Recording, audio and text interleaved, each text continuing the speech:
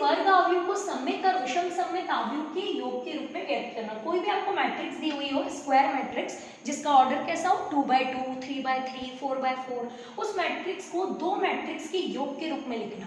और वो दो मैट्रिक्स भी कैसी होनी चाहिए, एक तो सममित और एक विषम सममित। तो देखो हम जानते हैं a + at, ये कैसी है मैट्रिक्स होती है, सममित, जबकि a - at कैसी होती है, विषम सममित। अब हमें इन दोनों के योग के रूप में अगर लिखना है तो भी हम देखें तो बैलेंस नहीं हुआ, a और a 2a हो रहा है, जबकि 80 कट रहा है, ठीक है, लेकिन ये 2a हो गया, तो क्या मैं इसको 1/2 और 1/2 कर दूं, फिर ये बैलेंस हो जाएगा।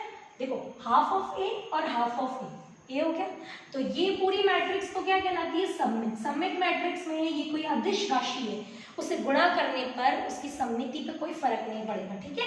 और ये विषम सममित पे भी यही है, विषम सममित में ये अदिश होता है, 1/2 से गुणा करना, 3 से गुणा करना, तो इनसे गुणा करने पर उसकी प्रॉपर्टी पे कोई फर्क नहीं पड़ेगा। तो ये आपको याद रखना है कि किसी वर्ग अवयव को हम इस तरीके से डिनोट कर सकते हैं। एक एग्जाम्पल लेते हैं इसका, विविध प्रश्न वाला का एक क्वेश्चन है आपका कि एक मैट्रिक्स है कोई 6 to 5, इसको सममित और विषम सममित अवयव के योग के रूप में लिखिए। एक दो बार क्वेश्चंस एग्जाम्स में भी आया हुआ है, फाइनल एग्जाम्स में। देखो सबसे पहले हम इसका ट्रांसपोज वैल्यू निकाल लेते हैं। क्या है इसकी transpose matrix, sorry transpose matrix, not value. यहाँ पे देखो 6 2, फर्स्ट रो है, फर्स्ट रो को कॉलम में कन्वर्ट करो। ऐसे सेकंड रो देखो 5 4, तो 5 4 हो जाएगा सेकंड कॉलम, ठीक है।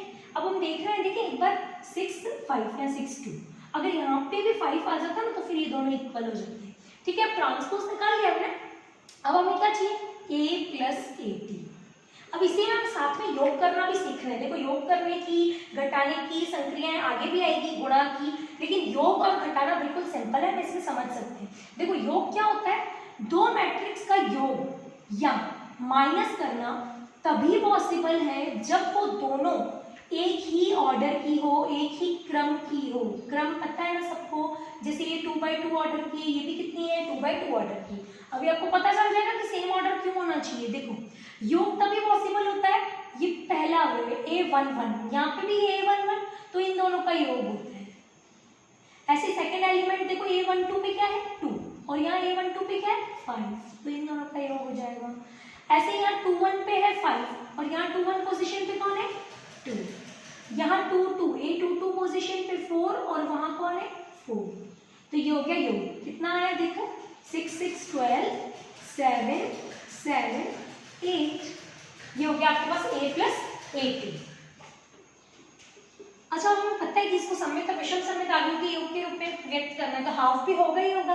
तो आप चाहो तो अभी भी कर सकते हो, चाहो तो बाद में भी कर सकते हो। अब देखो a - at की वैल्यू कैसे निकालते हैं, इससे भी एक मैट्रिक्स ही मिलेगी, a सेम 6 2 5 4, बीच में आ जाएगा माइनस और फिर 6 5 2 4, तो यहाँ पे भी संगत अवयव माइनस हो जाएंगे। संगत अवयव कैसे, पहले स्थान पे यहाँ 6 है, यहाँ पे भी 6 है, 2 - 5, साइन इसको देते हुए चलना है, ठीक है, जैसे 5 - 2, ऐसे ये दोनों देखो सेम पोजीशन पे है, तो 4 - 4, तो ये क्या मिला आपको 6 - 6 0, 2 - 5 माइनस का 3 प्लस का 3 एंड 0, तो ये हो गया हमारे पास a - at।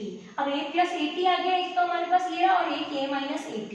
अब हमें योग किस वर्ग अवयव को किसके योग के रूप में व्यक्त करना है, सममित और विषम सममित अवयव के योग के रूप में। तो हम देखते हैं इधर क्या होता है, देखो ये ना योग के रूप में इस तरीके से व्यक्त करते हैं। तो एक बार हम देखें इसको, हाफ ऑफ a + at कितना है, ये 12 7 7 8, फिर हाफ a - at क्या दिख रहा है, देखो 0 -3 +3 एंड 0।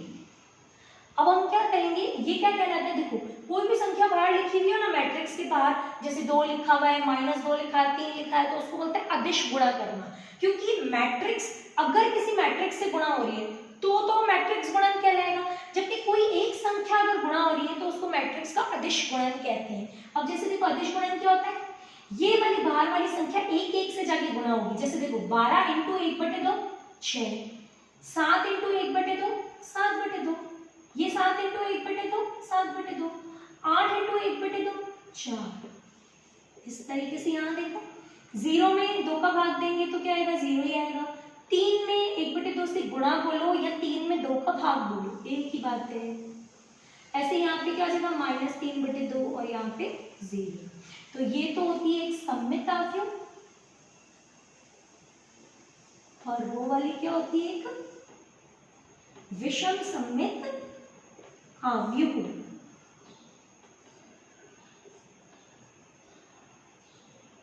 और आंसर को यही लिखा जाता है, यही आंसर है, क्योंकि क्वेश्चन बोलता है योग के रूप में व्यक्त करो, तो इसी तरीके से योग लगाते हुए इसके और इसके योग के रूप में व्यक्त किया। आप चेक कर सकते हो ये हमने किसको लिखा है, ए को, तो वाकई में ये ए है कि देखो 6 + 0, 6 हमारी मूल मैट्रिक्स में क्या था पहले 6, फिर देखो 7/2 - 3/2 यानी 4/2, 4/2 का मतलब 2 आ रहा है।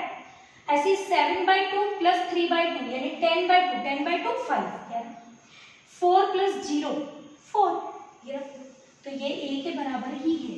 ये अपन ने क्या किया, जो हमें मैट्रिक्स दी हुई थी उसको सममित और विषम सममित अवयव के योग के रूप में लिखा। अब हमें कैसे पता है ये सममित है ये विषम सममित है, तो हमने पहचान देखी है, देखो ये 2/2 की है, डायगोनल कौन सा है, ये वाला, तो इसके संगत अवयव 7/2 7/2 बराबर है, तो ये सममित होगी।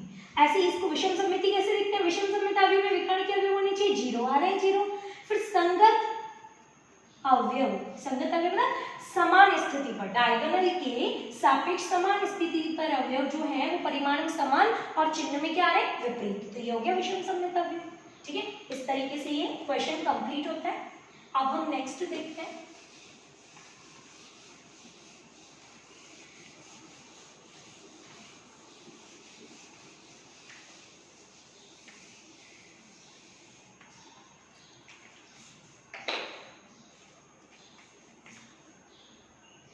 कोई एग्जाम्पल लेते हैं जिसमें ए मैट्रिक्स की वैल्यू है 1 2 3 4 7,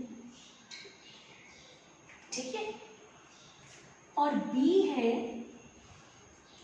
ये किस ऑर्डर के 3/2 की है, यहाँ मैं ले लेती हूँ 2 5 -3 1 7 9, ये किस ऑर्डर की हो गई 2/3 की। अब मैं बोलती हूँ कि हमें ज्ञात करना है a + b के ट्रांसपोज की वैल्यू, कैसे फाइंड आउट करेंगे, देखिए देखो सबसे पहले b का ट्रांसपोज जोड़ना है, तो पहले b का ट्रांसपोज की वैल्यू निकालें। b का ट्रांसपोज कैसे निकालेंगे, देखो 2 5 -3 यहाँ लिख दो 2 5 -3 और 179 सेकंड रो 179, ओके।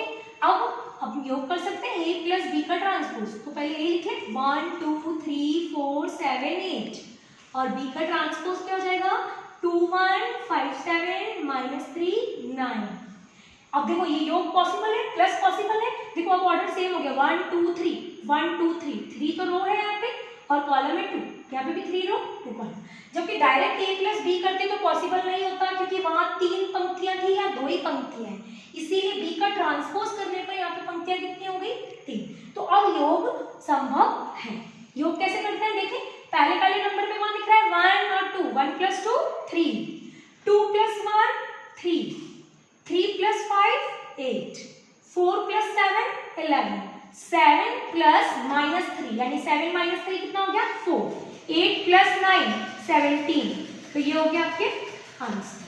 इस तरीके से हम योग, और यहाँ पे अगर माइनस आया तो हम यहाँ माइनस कर देंगे और वो माइनस हो जाएगा, ठीक है। इस तरीके से ट्रांसपोज का क्वेश्चन भी हो जाता है। अब हम देखेंगे कि कोई क्वेश्चन है आपके पास कि 3/3 क्रम की इकाई आव्यूह बताइए, इकाई आव्यूह लिखिए या बताइए। बताओ, अभी अभी हमने इकाई आव्यूह पढ़ी थी थोड़ी देर पहले, देखो 3/3 ऑर्डर की बनानी है, और इकाई आव्यूह होती है वर्ग आव्यूह, और यहाँ से आपको पता चल ही रहा है। और अगर ये 3 क्रम की बोलता ना तो भी अंडरस्टूड है कि वो वर्ग आव्यूह होगी, सिर्फ ऐसे भी बोल सकता है वो 3 क्रम की इकाई आव्यूह, क्योंकि इकाई आव्यूह खुद वर्ग आव्यूह होती है। अब यहाँ पे इकाई आव्यूह में डायगोनल एलिमेंट क्या होनी चाहिए, इकाई यानी 1 1 1, और बाकी सारे अवयव क्या हो जाना चाहिए 0 0 0 0 0, तो ये होगी 3/3 क्रम की। 4/4 क्रम की बोले तो एक पंक्ति और एक कॉलम दोनों बढ़ा देना, और यहाँ क्या आ जाएगा 1 1 1, ठीक है।